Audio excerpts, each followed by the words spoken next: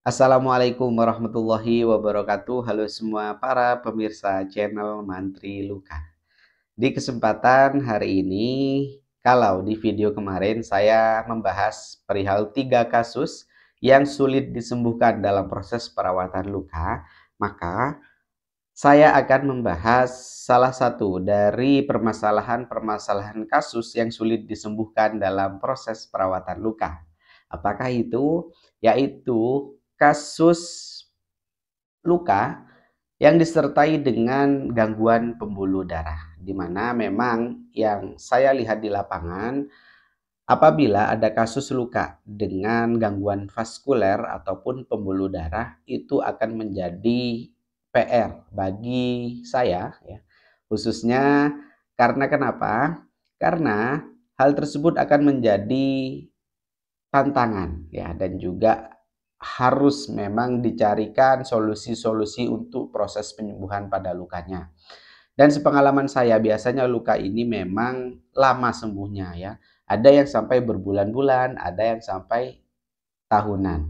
Maka dari itu, di kesempatan hari ini saya akan membahas salah satu dari permasalahan vaskuler, yaitu mengenai vena ulcer. Dan sebelum saya membahas vena ulcer ini, terlebih dahulu kita samakan persepsi terlebih dahulu, ya, bahwasannya pembuluh darah vena ini adalah pembuluh darah yang berfungsi mengalirkan darah kembali ke jantung.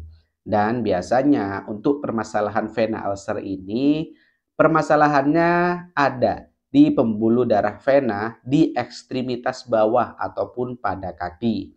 Dan apa saja sih faktor resiko dan tanda gejala dari permasalahan vena ulcer ini, dan juga bagaimana tata laksana dari luka yang disertai dengan vena ulcer. Kita akan bahas di video kali ini dan silakan simak video ini sampai selesai. Oke?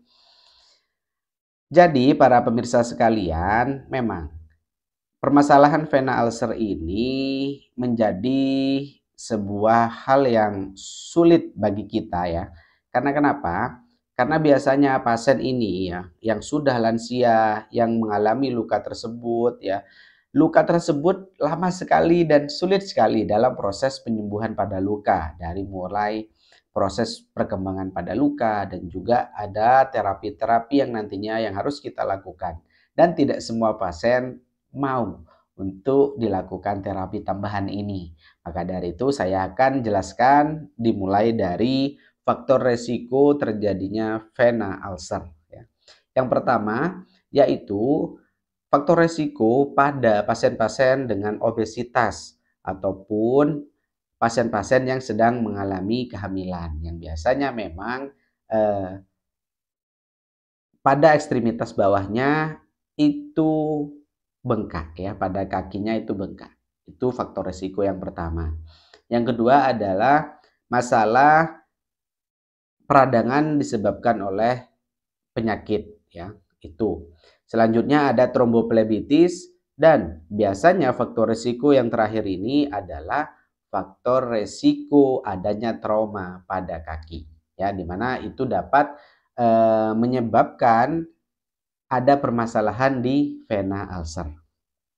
Selanjutnya, ya, biasanya kasus ini, ya, menyerang pada pasien-pasien yang mempunyai riwayat pekerjaan yang biasanya berdiri terlalu lama, ya. Contoh mungkin bekerja di pabrik yang harus berdiri lama, atau sebagai security keamanan yang harus dituntut untuk berdiri lama, ya. Nah, ini nantinya hubungannya dengan apa? Yang pertama adalah hubungannya dengan otot pada kaki, yang kedua adalah hubungannya dengan katup yang ada di pembuluh darah vena, ya. Terus selanjutnya faktor resiko yang lain adalah yaitu kelumpuhan dan juga radang pada persendian. Nah, ini yang harus diperhatikan apabila pasien-pasien yang mempunyai riwayat yang saya sebutkan tadi, itu adalah faktor resiko terjadinya vena ulcer, ya. Itu. Nah, selanjutnya adalah bagaimana tanda dan gejala pada pasien-pasien yang mengalami luka dengan gangguan pembuluh darah vena. Nah, ini memang mempunyai ciri khas khusus ya. Yang pertama adalah kaki pasien membesar secara abnormal, di mana memang biasanya kalau saya menyebutnya dengan kaki botol ya, seperti botol terbalik ya. Jadi di bawahnya itu kecil, ya di bagian atasnya itu bengkak ya, itu. Selanjutnya adalah pembesaran pembuluh darah, terus tanda dan gejalanya lagi adalah pasien ini lukanya ya biasanya lebih banyak biofilm ya. Terjadi pengerasan pada dasar luka dan juga tepi-tepi luka, dan di area sekitar lukanya itu terjadi kehitaman ya. Itu hitam itu disebabkan oleh sel darah merah yang sudah mati. Di mana karena aliran darah ke jantung tidak normal, maka eritrosit ataupun sel darah merah itu berada di sekitar luka tadi ataupun pada ekstremitas bawah. Nah, itu. Dan biasanya lukanya cenderung mengkilap ya. Maksudnya itu banyak biofilm dan mengkilap, dan bentuknya itu tidak beraturan ya. Bentuknya itu kadang tengahnya tumbuh jaringan tapi samping-sampingnya masih mengeras, terjadi banyak selaf ya, banyak warna kuning-kuningnya, dan sulit sekali biasanya terjadi pergerakan jaringan. Nah, itu ditandai bahwasannya biasanya terjadi permasalahan pembuluh darah vena. Ya. Mungkin salah satu dari para pemirsa pernah juga mengalami hal tersebut ya. Dan biasanya apabila kakinya tambah bengkak, maka luka tersebut juga akan tambah bengkak ya. Oke.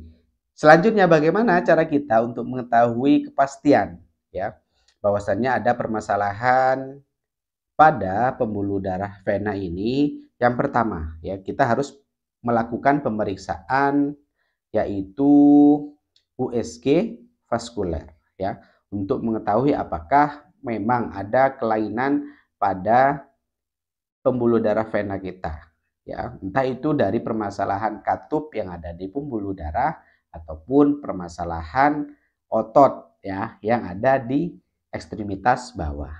Oke. Nah, selanjutnya ada lagi pemeriksaan yang biasa saya lakukan yaitu ankle brachial pressure index ataupun IPBI. Di mana hal ini bisa kita lakukan untuk mengetahui bagaimana kondisi kaki ini ya bisa memastikan kalau adanya gangguan masalah di pembuluh darah vena ya, itu.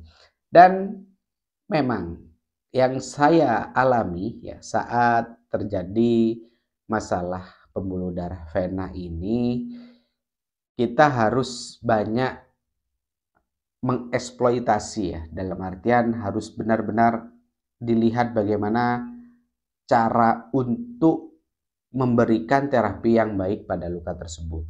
Karena walaupun sudah diberikan terapi salep, dressing, ya, kolagen contohnya, itu kalau tidak disupport dengan faktor-faktor yang lain, contohnya faktor nutrisi dari pasien, ya, terus faktor psikologis dari pasien, karena apabila luka tersebut sudah lama tidak sembuh, maka yang terjadi adalah suatu gangguan, di mana gangguan psikologis pasien yang akhirnya apa? Yang akhirnya juga akan mempengaruhi bagaimana asuhan keperawatan yang kita berikan, apakah sudah tepat ya, apakah sudah dijalani dengan baik, ataupun apakah hal tersebut nantinya dapat support terhadap proses penyembuhan ya.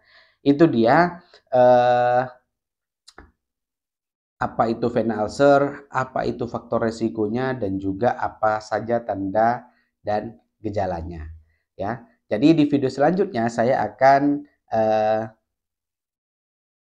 memberikan bagaimana sih cara perawatan yang baik pada luka vena ulcer.